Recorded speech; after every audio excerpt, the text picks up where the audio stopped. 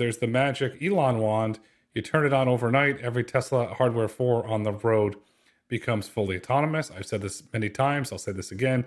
I do not believe that Tesla is ready to go full self-driving, unsupervised. And this week, and I'm not saying anything, I'm purely speculating, Tesla was given an off-ramp this week from NHTSA when they asked about the development of technologies used in their Robotaxi vehicles. So now they have, we're under regulatory oversight, and they could perhaps use that as a delay. Was this orchestrated by Mr. Musk? I don't think it was orchestrated by him, but I would say that if Elon was spending time with the president in the Middle East, that if this was a serious barrier, you would think that his ability to, kind of process through this this letter very quickly wouldn't be that challenging. With that said, I think Tesla gets unfairly criticized as not taking safety seriously. This is what NHTSA is trying to do, is for the safety of the American public, which I believe that Tesla takes much more seriously than people give them credit for. So this is just a process. And yeah, it may in fact give him more time. I don't think that takes away, it gives it, from what they can accomplish. But maybe June doesn't happen because they have to go through this NHTSA process. What's your experience been with these processes? How many extra days, weeks, months do you think that could potentially layer on? In overall circumstances, I'm not including Tesla's statement, it could add on years. It could truly add on years. Whether it adds on years for Tesla, I'm uncertain. Whether it adds on months, potentially. But you hit the nail on the head. Tesla does take safety seriously. They're not rushing things. Mr. Musk has a vision, and you have to look at all the success he had with Neuralink, SpaceX, Boring Company. The gentleman's had a tremendous amount of success, not to mention he turned around X. So yes, at some point, I believe they will be able to achieve it. I do not believe they're going to be able to achieve it by June, but when they will, I'm uncertain, but I believe at the end of the day, they will be able to achieve it. Well, I think that's scary for you to say that a NHTSA letter could delay things for years. So hopefully that is a low probability scenario, then it's more like weeks or months that maybe adds to the delay, because that would be problematic. In my mind, when I see things like this with the government, it's like, all right, maybe a couple of months and maybe sometime in the fall we see this launch. Do you think that's a reasonable assumption? I think that's a fact on reasonable assumption. I think that's probably pretty accurate. And I will say that if they limit the ODD... What's the ODD? The operational design domain with vehicles to operate from Gigafactory to the SH-130 that Neth Prasad's doing a wonderful job running that road, perhaps part of the Austin Bergam Airport. I'm not saying pickups, but in that region that's easier to drive, perhaps then they could say, we launched, and then the Tesla bulls will go nuts, but I don't really see it going in downtown Austin, congested Austin.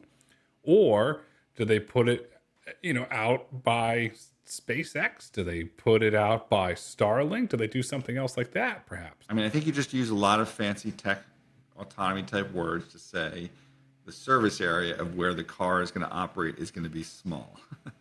And I think that was a lot of people are speculating on that already. And I want to go back to one of your first statements, because I think it's a market perception that I'm not sure Tesla has ever really said is the case. And that is that once you go live in Austin, that suddenly you can turn on the, thousands and tens of thousands, however many Teslas are on the road that have hardware 4, and that they can certainly be autonomous. And I think the more realistic situation is every market is different. And yes, autonomy works a certain way, but there has to be a market by market rollout as opposed to just flipping it on and everything works. I get why that's the perception. I'm not saying that it's impossible, but I'm just not sure that Tesla has even pushed that as the perception. Even if you go back to the comments that Elon made, I don't know whether it was, I think maybe it's the last earnings call, when he said, hey, we're going to go in Austin and then we get to nationwide within some certain time frame. He never said we're flipping a switch and all of a sudden every car is going to work autonomously. So I think, there might be some, very ardent supporters of Tesla that have said that. They don't know what the fuck they're talking about necessarily, right? And then there's people that are going to criticize them as a result. And that gets back to what we talked about Aurora. Why create an expectation that you don't really know what the result is going to be? Let's just see how it plays out. Listen to what the company is saying, test their assumptions, and not necessarily just believe someone that's spewing some very extreme view because, you know, they just love everything that Tesla does, because that's not necessarily what the company has said. I could be wrong.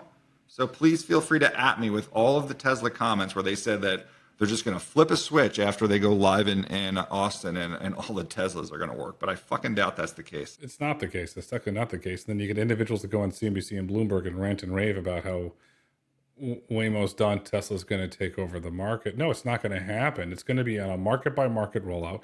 They are going to have to test in that market. Sorry, Tesla bulls, they're going to have to test. And the one thing that I've been harping on now for months, and I'm not going to stop because I experience it Monday through Friday, it still does not recognize school zones. And that's scary. You got to figure out school zones before you can launch fully unsupervised. Hands down. Well, I was hoping to go to Austin in June. The weather's lovely there, I think, maybe. Maybe it's hot. I don't necessarily want to go to Texas in the heat of August. So maybe we'll have to delay our testing trip until the fall. We'll see what happens. We'll see what happens. We'll see. And hopefully they pull it off in June. I'm rooting for them. I'm just being a realist here and dissecting the market the way that I see it.